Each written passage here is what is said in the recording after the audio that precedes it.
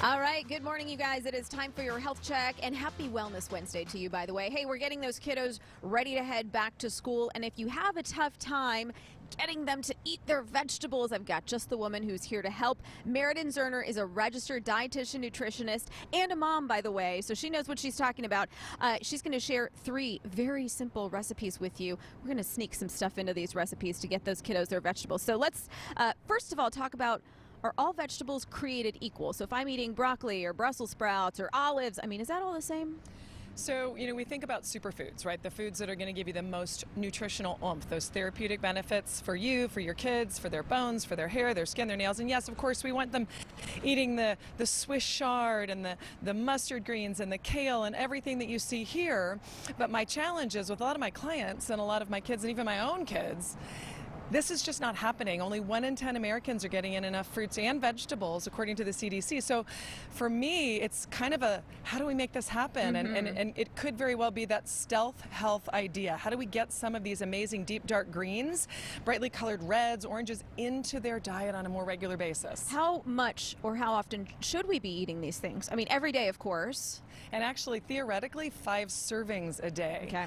And so, serving is going to vary person to person, and little people need less than big people, but at the end of the day, it's just not happening. 60 to 70% of what we are eating are the ultra processed foods, and we know, heading into the school year, heading into where we want to keep their immune system as supported bold as possible for these whatever's ahead.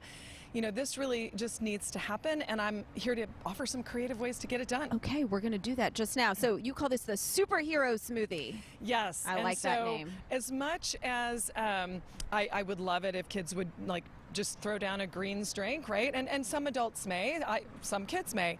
At the end of the day, I can put a greens powder, which is going to give them the wheatgrass, the barley grass, chlorella, kelp, things that probably aren't happening in their daily day-to-day. I can mix that in with, I used some almond milk for additional calcium here. I used a little bit of a banana to just get some phenomenal potassium and some texture.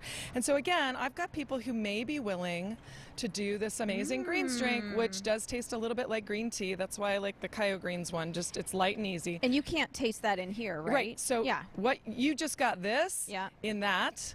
And I don't know about you, but my kids are way more excited about drinking that. Probably would be too, to be honest with you. Yes. All right, let's talk about the Goody Green guacamole. Well, I've even put avocados in brownies, by the way. So you can put black beans in brownies, whatever that looks like. But you're going to take something that's already in your diet, your pattern, right? Maybe guacamole. And yeah, you can dip it with a chip or a whole grain cracker. Of course, I've got the carrots because I'm a dietitian. That's what we do. Yeah. I just mix the greens powder into the guacamole. So now I've got all the power and potassium and fiber from the avocado, but then I have all of those amazing therapeutic benefits from an easy greens powder as well. Okay, and I wanted to mention also the nut butter green bites. Yes. Because it doesn't look green. It's vegetables in a dessert-like form. This was an easy dump, and as a busy working mom, this all just dumps in a bowl, and you've got different kinds of nut butters, sun nut butter if your family is sensitive to the nuts. I put in some rich cocoa powder, unsweetened, because I like to kind of keep the sugar low. Yes. And some greens powder, so now I've got a vegetable component, and you kind of just roll it up in a ball, into the fridge it goes, and now you've got a dessert with greens. Easy. I love it. Meridan, thank you so much. By the way, we're sharing all these recipes that she's shared with us on WFAA.com. So head there, and we're going to head inside to meteorologist Kaylee Dion, who's in for Greg, and I'm sure, Kaylee, you're going to use some of this for your daughter.